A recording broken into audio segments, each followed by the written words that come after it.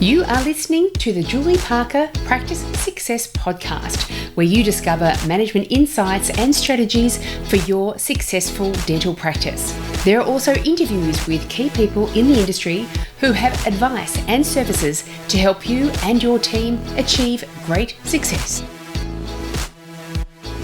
Welcome to this episode of the Julie Parker Practice Success Podcast, and I have a returning delightful guest with me today, Dr. Ros Franklin from Amalgamate. Welcome back. Hello, Julie. Thank you for having me back. It's a delight to have you here. And you are somebody that I've been recommending very often of late, given the updated guidelines for infection control for dental and other professions as well, but we're all about dental here. And also to make sure that people are abreast of all the changes and the ways that you can help dental practices be compliant with infection control and through Amalgamate, your company. How have things been going in the industry in terms of these new guidelines? It's been a bit of a change for everyone. It's a bit of a mindset shift. The main thing is last December, we had some new standards for sterilisation that were released. And this is basically one standard to rule anyone in healthcare who cleans and reuses their instruments. So it doesn't matter if you're a dental practice, a podiatry practice, a hospital, we all now fall under this new one sterilisation standard, which has the number 5369. So one standard to rule us all. And that means it's basically required office-based practice to add some extra things into their sterilising rooms to bring us up to the level that we produce good quality sterilised instruments, reliably.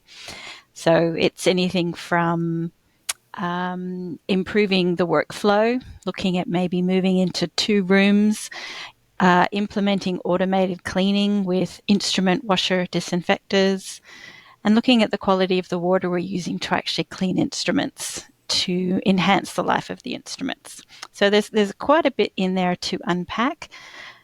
So once I got my head around it all, and now I can actually then I can teach practices what to do. And often it requires a step approach. Like, we can't do everything all at once because there's a financial commitment and a training commitment. So normally it's a matter of working with the practices to sort of say, okay, of the changes, which one is high on the list? And which one should we do first, which is our priority, and then working through over a period of time, stepping all these changes up. I'm casting my mind back to when I had my own practice, when I worked in other dental practices over the decades that I've been in the profession, and I'm trying to think back to any practice where we said as a group, there seems to be some infection control changes. Who's going to go out and find out what they are? Who's going to come back and then train us all in how to do it? And how is it going to change our systems? I don't think it ever happened. Have things progressed? Because you go into dental practices, both virtually and on site, and help them with their infection control. Have things changed, or majority of practice, do they have that same approach as I do, that it's by Chinese whispers and the trend of the industry when we're looking online for what other people are talking about? Maybe we should be doing that here. Yes, there is a lot of that in dental practices. The Chinese whispers, one person trying to get the information and pass it to the team.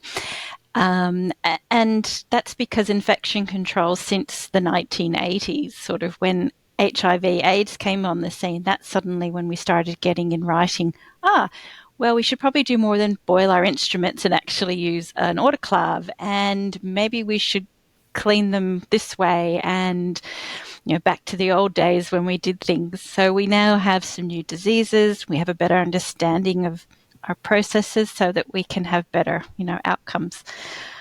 So yes, it has changed in the time that you and I have been in dentistry, and it's a matter of keeping up, but also a matter of learning to apply it.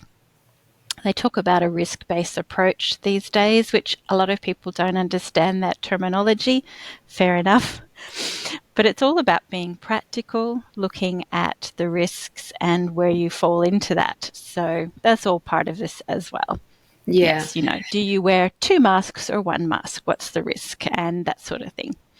beautiful. And I know that when I went through the pharmacy college, I think it was one evening every couple of weeks for my dental assisting training back in the early 90s. We learned about, what a germ is, what a virus is, what bacteria is, all these things. We learned about, wiping over and how you can have smear layers and all sorts of things. I remember all of that sort of stuff. But I think one of the things that either I don't remember or it wasn't really taught, which I think is a very important thing to teach, especially when we're working in a profession that's had a lot of recruitment challenges. And so I think more now than ever before, we are employing people who haven't grown up in the industry and it's their first entry into dental practices by coming along and being a steri nurse or being a dental assistant in a dental practice. And that is the really big why. Why is it so important? I understand the structure of everything, but to really get home on the impact on the dental practice if there was an infection control breach, the impact on the staff member or the patient or both if there was an infection control breach, what those outcomes look like. So we've got that kind of, the passionate attachment to doing things right from the very start. Yes. And unfortunately, that varies with some practice owners. I've worked with practice owners who are incredibly proactive and like, I want to do everything I can to make sure that I'm doing the right thing. My staff is well trained. We have oversight. I don't want to have any risk that if I do get notified that I'm going to be audited on infection control, I can have a maybe one slightly restless night, but know everything's in place and I can present that. And those are a lot of the practitioners I tend to work with because they're quite proactive about that, which is fantastic. I'd love to see those who are a little less proactive. Often they're the ones that need a bit more help. And it's easy to become complacent, isn't it, when you work in this industry because you can see blood, but you can't see microbes. Like blood's obvious and people always go, oh, blood, and I'll wipe that up. But you can't see, aerosols and microbes and things that are coating things and that. So it's almost constantly reminding yourself that there are microbes around, microorganisms, bad germs, yeah. And it's all part of being proactive. There's nothing quite like working in a practice where you yourself feel safe to work in. And I've worked in practice I haven't felt safe and then moved to one that I did, and my goodness, it just feels so much, you're just so much more relaxed. And working in a practice that wasn't as safe, I was a new young grad. You don't know much, you're not perhaps as confident in standing up for yourself. Yes, you often tend to leave those practices rather than creating any waves or saying anything, Yeah, and I because think you're that's, right. It is part of the environment that you're creating for your team members. We're not oh just yes. talking about breaches that involve the patient. We're talking about recognizing that our team members need to be able to work in an environment that doesn't just have tripping hazards managed, but they also have infection control breaching hazards managed as well. And when you think about the number of ways that a dental practice standard of infection control can drop, so it could be that there have been an updated version of the guidelines coming through, and all of a sudden, a few of the things that we do need to upgrade that. But with every new team member coming on board, with every existing team member leaving, with every year that goes by that you don't actually conduct some sort of formal infection control training, these are all, going to that leaky bucket analogy, these are all the ways the standard, the level of the water drops in that infection control bucket within your practice. There's lots of opportunity for it to go backwards. Oh yes. Especially when you get a new staff member who has perhaps been working in the industry for a while, and there's a lot of, well, I did it this way at my practice. And I've been in some practices where we've had a training session and we have the group together, including the dentist, because I like them to know what goes on. And yes, well, we did this in our practice, we did it this way, and then together we work out, okay, is there a black and white answer to this? Or is there something we have to look at, assess it and decide as a team, in this practice, we're now doing it this way. Yeah, so everyone's on the same page, because it's when you get dental assistants, one loads the autoclave with the papers down, one loads it with the paper up in the same machine, and you sort of go, well, what is it? Because they're arguing amongst themselves. So Yeah. And there does seem to be that arguing amongst themselves rather than actually finding, because that's right. I learned from one of your wonderful videos on your amalgamate.com.au site that in some autoclaves, paper up, in other autoclaves, paper down. And so they are yes, both right, but what's going to be right in this practice with our autoclaves? yes. My tip here is to read the instructions. Get out. I know. Let's do the women thing, ladies. But And sometimes finding the instructions, and sometimes it doesn't cross your mind. Dental assistants, if they've had no induction, there's no like, okay, if you want to know how this works, it's on the wall. But if you want to read more into the manual, it's here in this folder or on this computer. And if in doubt, you can usually Google it and find it and download it. But that takes time. And it's added to the DA's already very busy list of things to do. So usually you'll just ask someone because it's quicker and faster. that's it. And then you'll trust that opinion depending on how confident they are. Oh, you do it this way. Oh, that sounds confident, and I'll go off and do it that way. Of course. Yes. Of course. And so when you were talking about the dentist being present during these infection control trainings that you do, and then when you talked about the fact that dental assistants are already so chaotically busy, every moment is being accounted for, every second, in essence, is being accounted for. This is a good question for dental practitioners to ask, because dental practitioners are there for most of the time. Dental assistants are performing their responsibilities, and so they know how they're handing instruments over, mixing materials, managing infection control in the surgery itself. However, the stereo room is usually small and usually not a place to congregate, and so the team member is in there rolling out their role, their responsibilities in that room, quite in a solo space. And as you've mentioned in the past, you've gone into dental surgeries and said, how do you process a particular thing or a particular process within the stereo room? And you'll have one team member roll that out, and the other team members are heard saying things like, oh, I don't do it like that, I do it like this. Yes. And so when do we get the opportunity under normal operation of the dental day to actually observe and see, are we all doing things differently? Is the practitioner looking at what is happening in the stereo room, and are they satisfied it is absolutely to a standard? Because if we're not conducting audits or ongoing training, it is likely everyone's doing it differently. Yes, that is very true. Some practices have a practice manager or someone of that level, or a head dental assistant, and it's part of their job description to sort of oversee and check. And that's fantastic. I've been into some practices where they've said, look, we're not sure we're doing all on the same page. We would like you to just quietly sit in the corner and just make sure and audit the practice. And sometimes coming from a third independent person goes down better than from someone in the practice. I think you get to know your team, you get to know everyone's personalities and what would be best suited for your practice, for sure. Yes. I really enjoy the team trainings when I do a sort of an infection control audit in the morning, where the practice is up and running, and I quietly as I can, sneak around with my little tablet, take photos and tap away, making everyone very nervous. Unfortunately, I try to make them as calm as I can. But, when you're being watched, you just naturally wash your hands more than you normally would. You do. Like I normally do it for 10 minutes. Yes, we normally do. That's fine. But in the afternoon, we shut the practice down and do a afternoon's worth of training, specifically on what I've seen, throwing in a few like basics. But okay, guys, these are the things I've seen. I think let's chat about these. Let's work together as a team.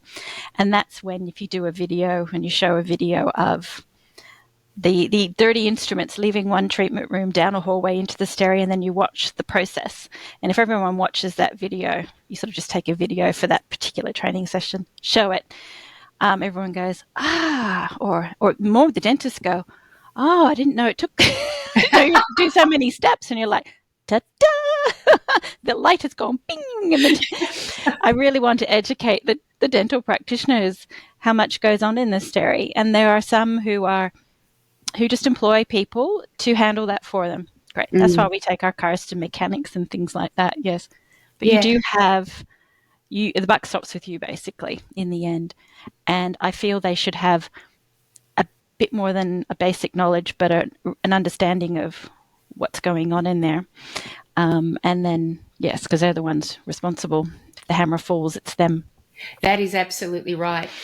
And, we're talking about it's the dental assistants and stereo nurses that roll out these responsibilities, but it is the absolute responsibility of the practice itself, the owner, managers, to be able to provide all these opportunities for training, exposure to the new guidelines. Do we all understand them and put the systems in place to make sure that that standard is identifiable by every team member, updated by every team member, and easily maintained by every team member as well. And I think that pressure of getting stereo done quickly so you can be back in the surgery again, that's an easy trap to fall into. And the more compliant dental practices become now, there are so many more things in place being monitored than when I was a young dental assistant, I'm assuming that, and it is such an important, crucial aspect of patient care that you do want somebody, quite possibly with a practice that's large enough, you want somebody just dedicated to that role, that they are taking their time, they understand what their outcomes are to be. This is this is where they shine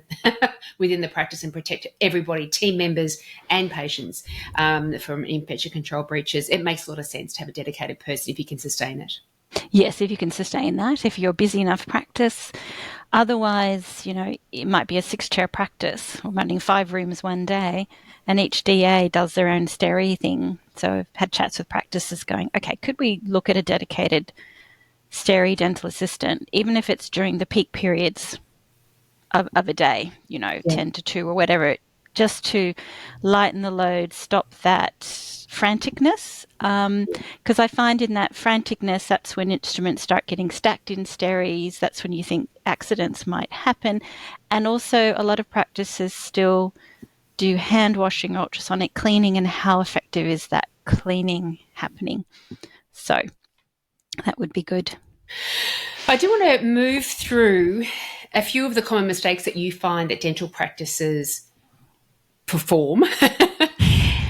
Because one of the things that is a challenge with the infection control guidelines, and certainly is the case that you found with these revised ones that have come out as well, the updated version, for the average person to be able to read, absorb, interpret these guidelines, that in itself is a challenge. It's kind of written a bit above the head of most people. Yes. So the Australian standard 5369 for sterilisation, that's my general term. It's officially reprocessing reusable medical instruments, But if we just talk about it being the cleaning, disinfecting, sterilising standard, yes, it is written in a different language, one that you have to learn to understand. It's unfortunately not straightforward to read. I guess that's when you dial a friend, me, who's read it, highlighted it, tabbed it, queried it, and then gone, okay, let's put this into plain English. The Australian Dental Association this year also released their 5th guidelines for their infection prevention and control, which are freely available. And you can just Google them and download them.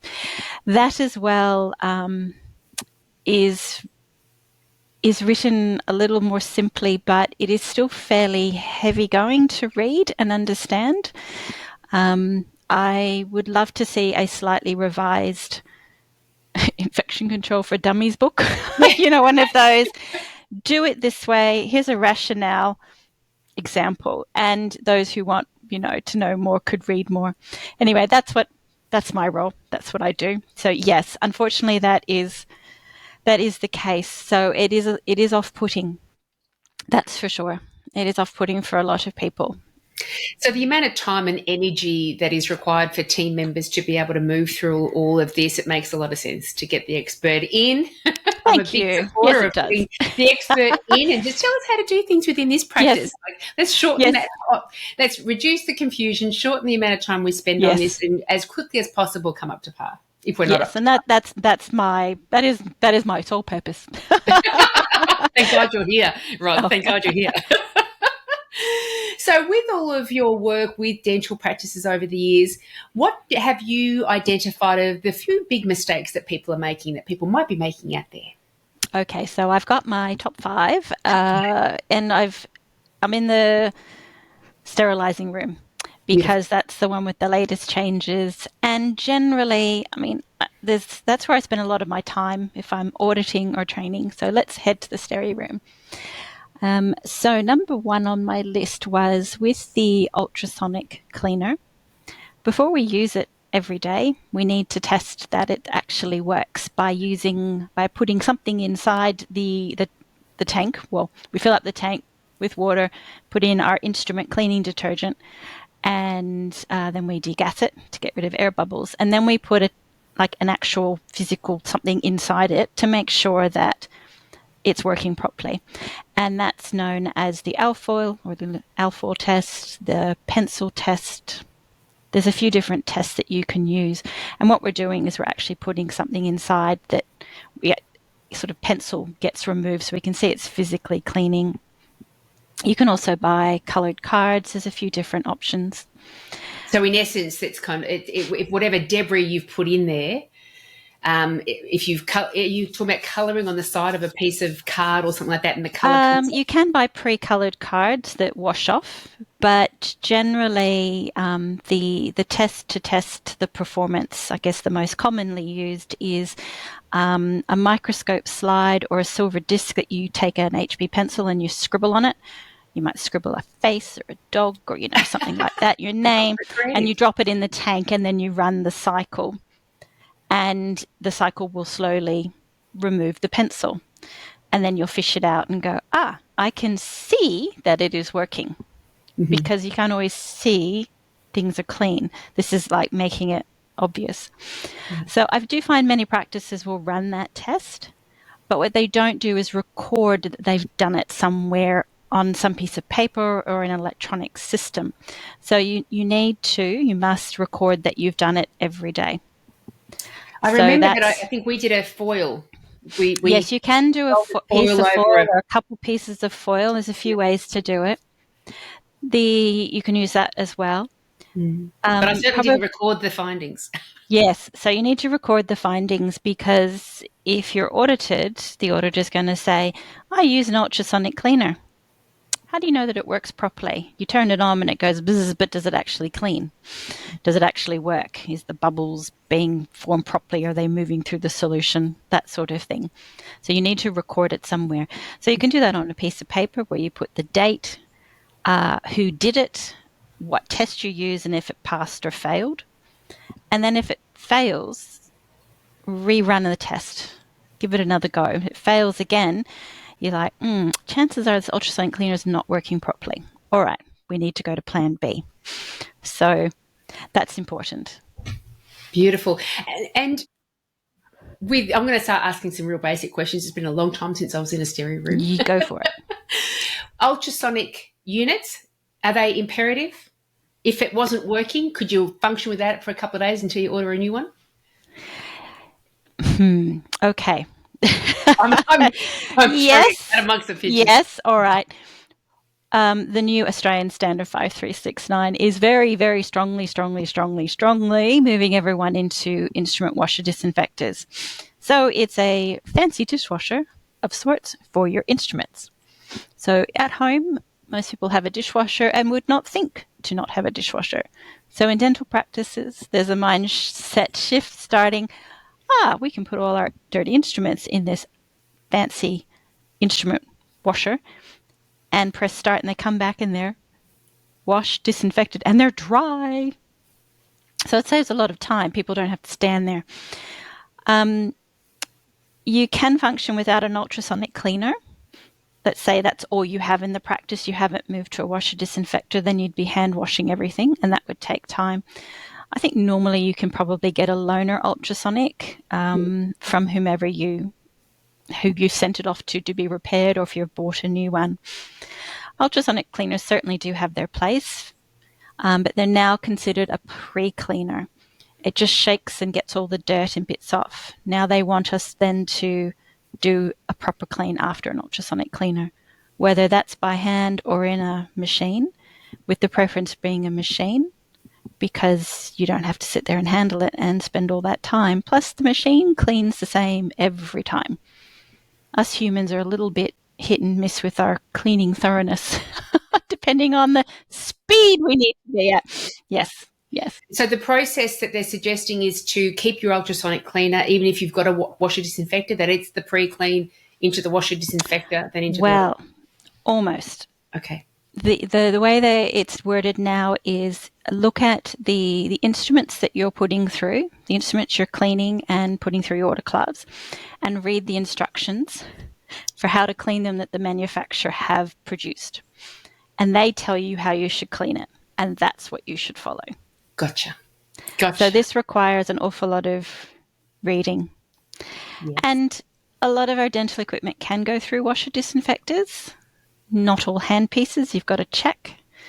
If you've got nitrous tubing, they can check, but you need to have little attachments inside your washer disinfector for tubing, like little nipples for them to hook onto, and hand pieces, couplings for them to hook onto. So there's a little bit more involved and a bit more, yes, than just the old, ultrasonic cleaner, get it through quick type of thing.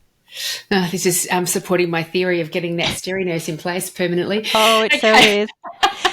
I guess, and that brings me to my second tip, which is still on the ultrasonic cleaner. If you are using an ultrasonic cleaner, the water and the detergent in there doesn't last all day. It needs to be changed at least once a day or a bit more often. Depends how often you use it.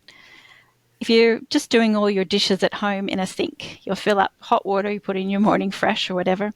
And after a while, it's not cleaning as well. So you empty the sink and empty the water and you refill it with fresh hot water and fresh detergent. It's the same thing for your ultrasonic cleaner. Don't use the water all day, every day, because it ain't going to work as well. And the water gets grotty and it's a big soup of all sorts of wonderful microbes that are just having a party in this wonderfully warm environment. So, yes. I imagine that's a common one, to use the same tank of water all day. Yes, it is. But using that analogy of a sink filled with, dishes that have been passing through it all day and getting real super grotty, okay, that's a good image to have it in the mind. Yes, I tend to often use a lot of analogies from home. I find, well, that's how I think of it, and I think, oh, that makes sense to me. So, all right. So, moving on to number 3. Mm-hmm. All right. So this is our autoclave. Wet packs at the end of a load, or at the end of the cycle.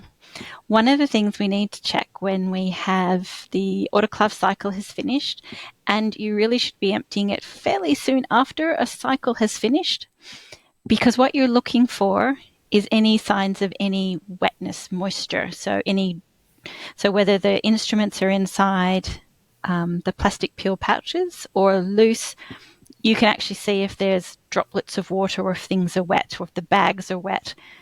So any sign of wetness, even just like a few drops here and a slight dampness on the paper, that is a failed load, because they're not sterile, because the paper is not dry and it's wet and it's compromised. Yes. Mm.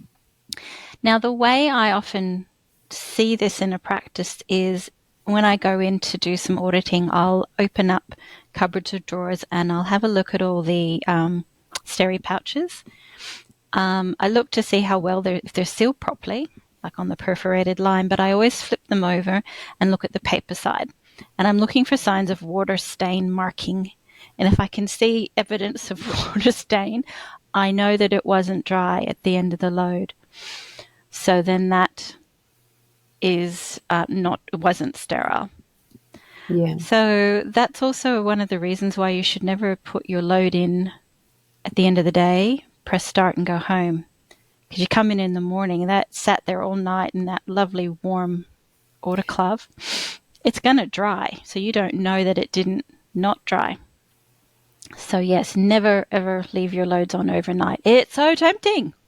It is very tempting. It's so tempting, but leave some instruments cleaned, bagged, ready to go next to the autoclave. Pop them in a container so there's no dust on them. Put them through after you've done your morning autoclave tests. Beautiful. next day. And if they do come out wet, does it necessarily mean that the autoclave is faulty? Is it because we've overstacked what is the reason why these loads may come out with water droplets? Yeah, the main reason I see is they've been overloaded. It's the temptation to add just a bit more. You always need less on each tray than you think. You've got to space them out and have space between them and not shove pags on top of each other, single layer. Yeah, so I generally find it's been overfilled. Overfilled. The second reason I tend to find is that the instruments have not been dried properly before they've been bagged, and the bags are wet, and then they go in damp into the autoclave. So that would probably be number 2. If you do get wet loads, you do need to find out why. So look at, too much went in, or were they not dry before the load went on? And if they're still wet, let's start exploring, is something wrong with the autoclave? Check the cycle. Is it needing maintenance? Go down that avenue. Yeah. And something I remember from years ago, I know that using that dishwashing analogy, if I want to get all the muck off my dishes, I make that water as hot as my hands can stand. Yes. But I've heard that within infection control, within health practices, dental practices, it's best to use cold water because hot water can make certain deposits solidify, like blood solidify or something like that. I'm not using the right terminology. Is there because I think if you use hot water or warm water to wash the instruments, they need a little bit longer to dry too, so that they don't develop that condensation in the bag. Does any of that make sense?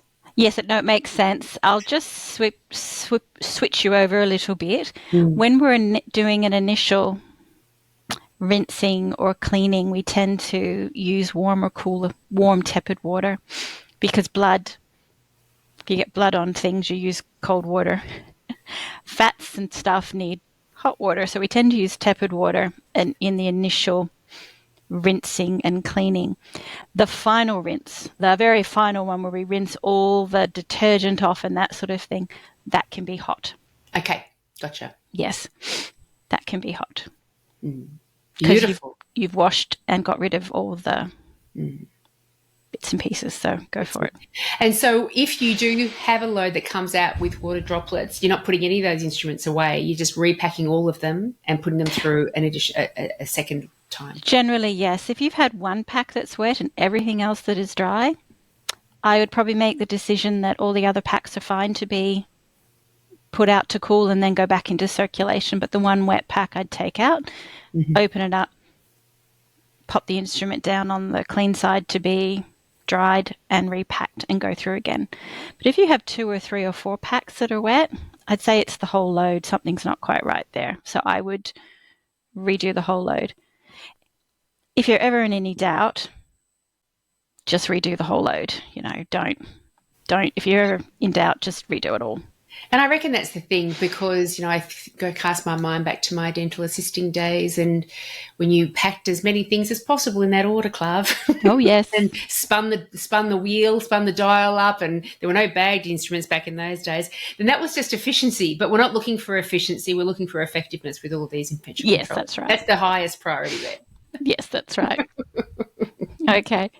So my number 4 tip also comes at the end of a autoclave cycle.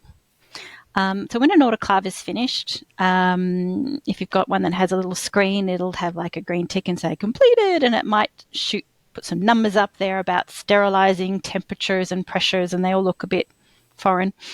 And then there's all sorts of other numbers that are produced by the autoclave, which either come on a paper printout, or perhaps it's all saved internally and you download it onto a USB and all that sort of thing. So that cycle data needs to be kept. And you need to make sure, that the temperature was reached, there's a green tick and all that. But the other thing that you must do, and this is where we use our eyes to confirm, once again, that the packs are dry. But we're also looking to make sure that any of the chemical indicators that we've used in the load have also changed from the colour they were to the colour they should be. So those seri pouches will have a built-in indicator. There's usually two. One is for steam. So you check to make sure, because it usually says, I go from blue to brown or green to blue or whatever. For us. Yes. So you need to make sure your indicators have changed color and that, everything is dry, intact and all good. So the autoclave can't tell you that the packs are not wet, because if you have a wet load at the end, it doesn't say, oh, and by the way, the load is wet. It just goes, ta-da, finished, or sterilisation achieved. Yes, and it can't tell you if the indicators have changed colour. That's where we have to physically look. Okay, so you have to do that. And then you have to write down somewhere that you have actually ticked off and gone, yep, indicators have changed, tick, it's dry, packets haven't, yep, they're all good, nothing's poked through the paper on the other side. You actually need to physically write that down somewhere, so whether that's on a piece of paper, on an Excel spreadsheet, or in your sterilizing capture program, there's a few different ways to do it. Yes. So I find that that gets missed as well. So that's the recording. It's making me feel that I'm just writing down here support mechanisms. There are so many steps in this space, and especially when we've got, rather than having, even when we do have one dedicated steri person, when we've got multiple people, like I'm picturing in the steri room that there's a series of arrows that kind of on stickers all the way around the wall, and that highlight at this stage, when you're up at this stage of putting things into the autoclave, this is the sort of stuff to look for. On the other side of the autoclave, this is what you're looking for this stage. That's exactly right. Yes. You really have like a flow chart going. Yes. A steri room, it's the process is one way, and yes, each step has things that must be done properly. Otherwise, it means the next step isn't going to be effective because it's been compromised. So it has to be cleaned properly because you want to get most of your contaminants off. Then when it goes into your autoclave, the sterilizing cycle can kill any microbes that are left because you need to clean practically everything off for it to work effectively. But then it has to be dry and loaded properly. So there's all these little steps. Once you get them straight in your head, it's actually quite straightforward that, you do this, you do that. And that's what a steri room should be, a very step-by-step, do this, do this, do this. And that's where it's written down in your infection control policy procedure manual. And that's what you use when you onboard new staff members. So I guess that's number 5, is practices need to have a very tight onboarding infection control training as part of their onboarding process. So many practices will have a new employee be shadowed by a more experienced member who shows them how we do things here. Some just get let loose because we're so busy, you'll figure it out. Or some will say, there's signs up in the steri, follow them. But you need someone who actually understands the terminology, because suddenly we've moved into slightly different terminology and the instruments and the names of things and things like that. Yep. That onboarding process is so important to take your time with. I think sometimes we forget that the amount of time it would take an existing team member to learn something new in the stereo room would be relatively quick because everything else is automatic for them when they then go do their room setup and then communicate with the practitioner and the receptionist, all the things. But when you've got a new team member, they're learning about everything. So they're consciously processing so many things, and that the steps within steri are just another thing to load onto them as well. And so that onboarding process is so crucial that it's staged out effectively, but there's effective follow-up in the first few months of their employment. We're checking back in again, making sure they are maintaining that standard in steri. Yes. Yeah, one practice I know has a really good onboarding process, and the new dental assistant if working in the sterilizing area doesn't get their license to load and unload an autoclave until they've learnt the cleaning process and the packing process, and there's a very step-by-step process that they have to go through and be observed before then they progress to the next stage. It's quite a clear process. So it also gives, I feel, that employee a sense of, what's the word I'm trying to think of? They're not just chucked in the deep end. It's a step-by-step process for them to learn, and therefore they don't feel so overwhelmed. Well, they will initially anyway, but it's like, okay, we're doing this and then we're doing this, and then slowly everything starts to gel, and then you start to see the bigger picture. Yeah. Yes. When it's a well-supported process, their own thoughts and troubles around the incompetency that we always feel when we're doing anything new, we overcome that far more quickly when we're well supported. Yes. However, if we're pushed to learn it now, and I've told you this once or twice before already, you should have learned this by now, that kind of dumbed us all down straight away. Yes, very much so. Yeah. So these 5 areas where people often slip up, I can see all of that, and I've worked in environments like that, and I've actually done those things when I owned my own practice as well, so I'm so proud. But this is the thing, like, how are we supposed to know unless we seek out help and assistance to actually get this side of our dental practices compliant and working very well, not just today, but for every new staff member coming on board. So tell us a little bit more about how you can help dental practices, and you've actually got your academy now too, which is going to be enormously helpful for practices. Yes, so just launched my Complete Infection Control Academy, which is a membership. So you join for 3 months at a time, and in that 3 months, as a practice, you can enroll up to 20 people. So it can be anyone in the practice, and you can access my online beginner infection control course, which is a 3-hour one, and the intermediate level infection control course. And you also get access to Ask Dr. Roz. So you'll get up to 1 hour a month where you can just ring or email Roz and just go, okay, we've got this thing happening in the steri. Do we do this or this? And I'll sort of, hopefully, if I don't know the answer, I'll go find it for you and kind of can clarify that for you right away. So that might be quicker.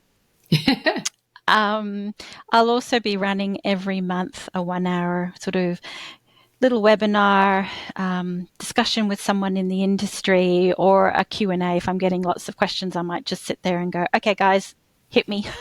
What do you want to know? Lay it on me. And that monthly webinar will be recorded, because I know if it's done it during the day or at night, a lot of times people can't attend. So you have access through the login system that you get, that you can sit down there and watch it any time, or use it as a staff training measure. It's like, okay, guys, we're going to watch Roz today for our infection control. Yes, so that's up for 20 team members. If you have a bigger practice and more than 20, get in touch, because then we can sort of look at how to onboard more people and do a bit more of a customized practice. So my intention is to make infection control more accessible. You can actually ring and ask someone. You've got access to what will slowly go a ongoing sort of monthly webinar.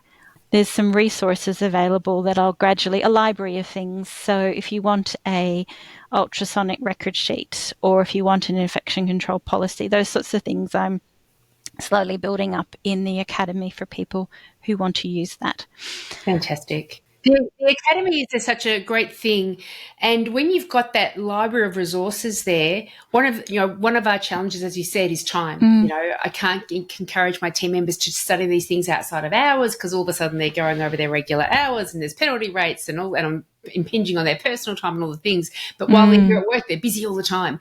And one of the things that I think is the most effective way is for 1 hour of lunch break every fortnight, every month, for example, just pay all your team members for that lunch break. While they're eating, they're watching Roz. Yeah, watch Roz for the hour. and they're doing that training while they're eating. They're being paid for the hour. And so that can quite often be a very effective way that if you are time poor, get it done that way. Yes, because I know how it is. We're all time poor. And I recently did 10 months at a dental practice, 2 days a week, working back as a dentist, and, sort of revisiting that. Yep, lunchtime. Some people just, if you run late, you don't have much of a lunchtime. You might get a full lunchtime. Every practice gives different lengths of lunch hours. It's also varied. So the idea of the academy is to have a one place where you can come and it can fit in with what you need. That's my plan. And the beginner infection control course as well is a great course for someone who might be starting at your practice soon. You can use it as a please do this before you come. Wonderful.